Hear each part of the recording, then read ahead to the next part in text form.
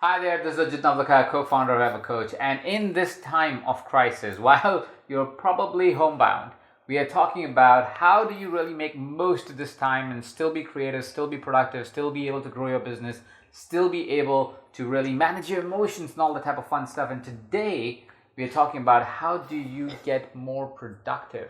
How do you get more done from your house while you're homebound? So we're going to talk about some key strategies, tactics, and ideas that you could implement in the coming weeks as you're homebound to still get the most out of life and not completely freak out. In this presentation, I'm joined with my partner, Neeta Bhushan Nawalkha. Hi, you guys. She's my business partner and my personal partner. But before we get started, let's roll this.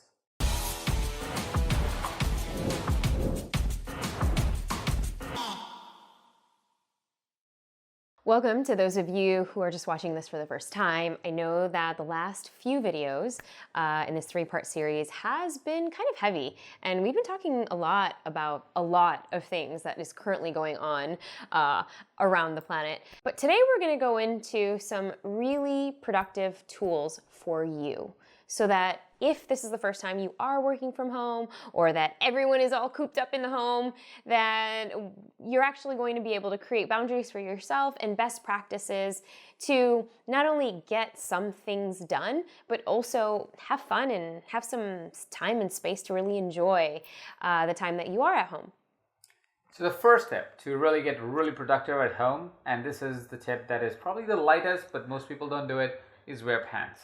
Yes, I know it sounds really ridiculous what I just said, but wearing pants, wearing a hat, getting ready to do the work is probably the first step that we often ignore because we go, oh, I can just roll out of bed, get my coffee, and just go straight to my laptop. That is not a good answer because like Neeta did there because, well, if that happens, what's going to happen is you're going to get the coffee, you're going to sit on the laptop, and at the end of the day, you're still on your laptop just looking at it and not really doing anything because you're still feeling like you're in the bed and you are going back into the turf of, oh, I'm home, I don't really have to be productive, oh, I don't really have to do everything. So the first thing I invite you to do is wake up, take a shower, get ready as if you're going to go to work, because that would change the state of your mind. That will change because that tire changes. The state of mind will change, your physiology will change, and hence you will approach the day as if you are there to win the day, not approach the day as if you're just going to slide back into the bed whenever you feel like.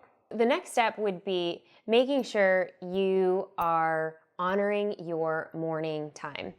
If you have a morning routine, if your morning routine is now jumbled because everyone is at home and the kids are waking up at odd hours, but you still want to get some work done, set a schedule and honor it. But with that, honor some sort of a morning routine, whether it's 5 minutes, 15 minutes, or 20 minutes, to make sure you are planning your day.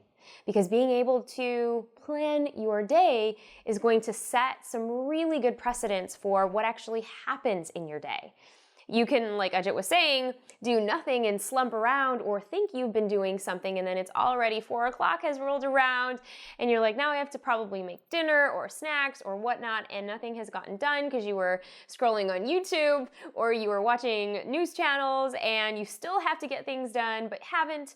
So be able to conquer your mornings. I basically call it your bliss, your morning bliss. But what does that look like? And it doesn't have to be 90 minutes. It can be 5 minutes, 10 minutes, 15 minutes, 20 minutes. Something that includes movement. So moving your body, stretching your body, getting that good juju inside to make sure you're fully awake and fully alive and getting the blood flow going and the circulation going.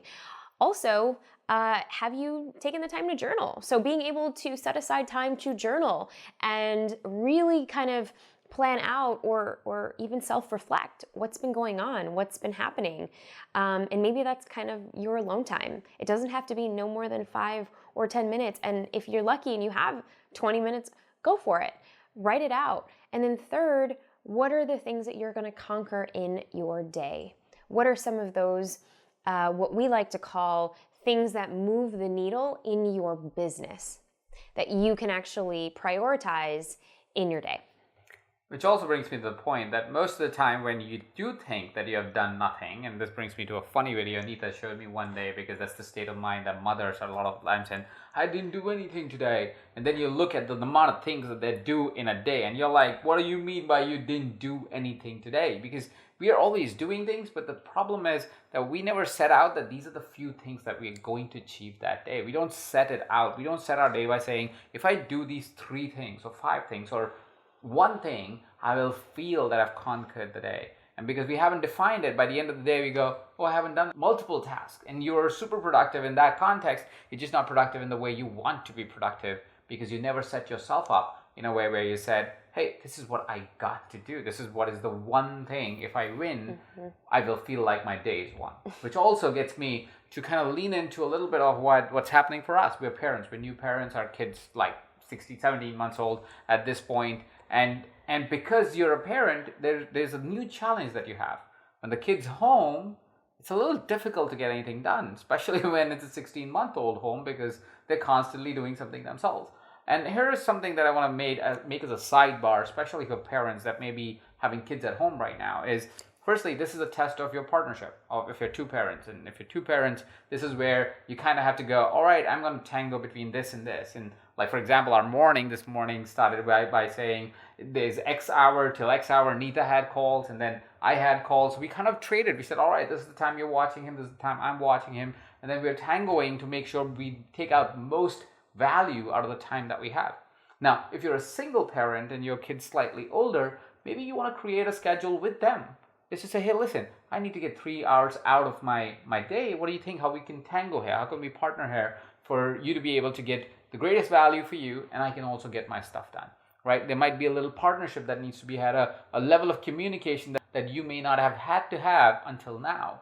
And that actually gives you a unique opportunity to also build a new communication language with your partner or with your kids, because it gives you that opportunity to really take a step back and say, I still need to make progress in my life and be productive, while I also want to, of course, not have my family feel like that I didn't care in time of crisis about them, right? Because remember, while we are all experiencing the crisis, our kids are silently watching us. How we show up teaches them a lot than what we tell them to learn, right? So invite yourself to that dialogue. Ask yourself, how could you be a better example? So good. While, of course, getting your stuff done, because that also is a good example for them to know that crisis doesn't mean that you shut down everything. It simply means you show up differently. Well, yeah, and to that point that you just made, I mean, if you have to get some work done and really quality work done, and you have little ones at home, it's so true. How you show up to them and how you actually show your great leadership, like we've been talking about in the last three videos here, your great leadership by showing them by example. However, if they don't want to doodle, or if they don't want to do, a class online, or if things aren't working out for whatever reason because they are children, don't beat yourself up. Don't put so much pressure on yourself. And it's okay if you have to put the screen on or some sort of iPad or some sort of show just so that you can get some things done that need to get done, so that later on you can spend a little bit more quality time with them. Because I know that as parents, and even for myself, if we haven't had childcare or whatnot, things are kind of running amok, or our son is just being a toddler, sometimes we have to put on the screen and put his favorite song on YouTube because he loves it. Because I know that for those 20 minutes, I can get far more done with that focus if he's focused on something that he loves, and I can actually do what I love, so that later on I can actually spend that much more time with him throughout the end of the day. But the next thing that I wanted to bring up to you all... Can I attest to what you just said? Yeah. There's a story that I remember, and it kind of attests to the idea that you just said, which is not about the quantity of time, it's about the quality of time that you spend with your loved ones. There's a story that my friend Lisa Nichols tells, and she talks about how she was at an interview where her kid was right there, and the person who was interviewing her asks Jelani is the name of her son, is Jelani, how do you feel that your mom's always on road? And this is like on camera, like on the road speaking, because that's what Lisa does. Lisa is a famous speaker and a brilliant one, and people always want her to come in and speak at their stages. And so while he asked Jelani that question, it was structured in a way where it was meant to make Lisa feel bad about not spending time with her child. Jelani was beautiful as a kid, how nurtured he was with the quality of time. His response was, it's not about the amount of time she spends with me, it's about the way she spends the time with me and the quality of time that she spends with me. I'm, of course, paraphrasing this whole dialogue. Lisa tells us more beautifully, but this is just a reminder that our kids are smarter than what we think they are. They understand that you need to get something done. You need to get something done. And if you can give them the presents that they really, really want, it would probably be much better as an experience for them in time once they start to realize how things work around in the world. At least that's our new parents' suggestion. Yes, that's so true. That's so true. Now, going into my next point that I wanted to bring up, you want to be able to eat your frog in the morning. Mark Twain had this famous quote, eat your frog in the morning. And literally, I don't think he actually meant frogs. I think what he meant by that was get the hardest thing or the most task-oriented thing that you need to accomplish, get it done in the morning. Now, some of you might be late night owls and or early birds or somebody that is super productive in the middle of the day. Right now, your only goal in this short period of time where we're kind of in this tango is to see what you can get done that kind of moves the needle either for your business or for what you are working on. Whether it's your book, whether it's your course, or something that's going to actually bring in more value for the people that you serve or inside of your business. So eat your frog first thing in the morning.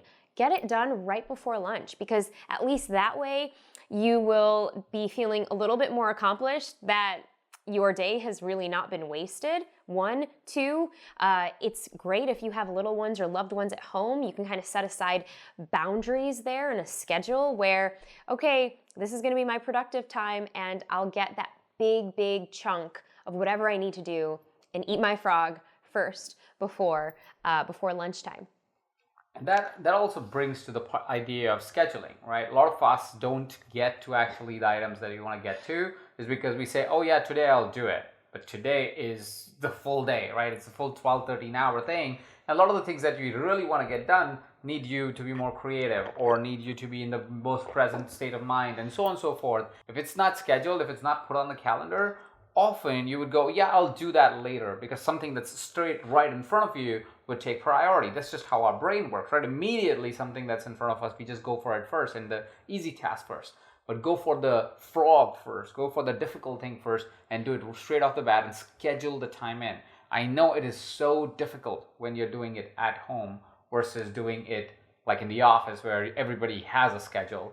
When you're home, your schedule becomes even more sacred. It becomes even more important that you lock it out and say, okay, this is what's going to happen. And you go deep into that 1 or 2 items that you're going to achieve that day. Accomplishing 2 things a day is way more powerful than try to squeeze in 20, right? You do 2 things really, really well, right in the morning, right in the afternoon, whatever is your sacred time that you can dedicate it to, and you go straight into it and you dedicate that time to it, you're going to get way more results out of your time that is on your hand versus anything else that you will kind of do a little bit of here, a little bit of there. So schedule it. Remember the principle that Cal Newport teaches us called deep work. Yep. He talks in context of days of deep work. I'm saying at least if you could get 2 hours, 3 hours of deep work, it'll be extremely powerful. Put yourself on a schedule on a daily basis. Put yourself on a schedule for the week if you can. I get reminded of a class I took from Dan Brown, and he talks about how he gets his writing done, and that's the process. He says, I don't think writing is about creativity. That's his opinion, or I'm paraphrasing him right now. Is he says writing books is not about creativity, but it's about the process. If you show up every day and you write for 4 hours, you're going to end up writing your book. There will be a lot of bad drafts, but eventually your book will be finished. And so Dan Brown's process is he wakes up at 4:30. I'm not in any way saying you wake up at 4:30, but he wakes up at 4:30 in the morning, goes to this den where he does not have any internet, and then he writes. He writes till 11, and after that, he just enjoys his day as he wants to. And that is how he has made multiple bestsellers or written multiple bestsellers in his life.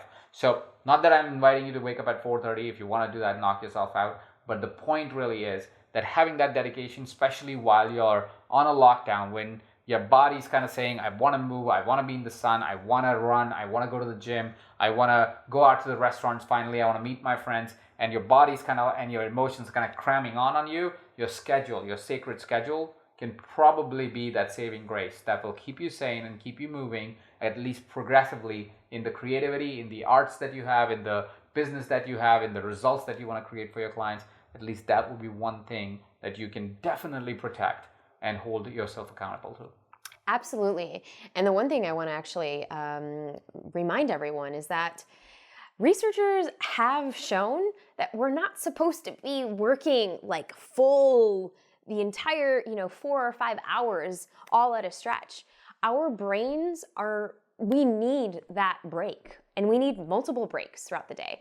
So if you actually can, and some researchers say, I know Cal Newport says about 90 minutes. So, 90 minutes, and you want to be able to get up, walk around, get some fresh air, get the blood circulating, in your brain. And there's also the Pomodoro technique. So Pomodoro technique is about 25 minutes. And what can you get done within 4 Pomodoros, which is about 60 minutes? Or 6 Pomodoros, which is the 90 minutes, right? 4, 6? No, no 5 Pomodoros. Math is all wrong, but you get the point. You get the point. 5 Pomodoros, right? I used to be better at math.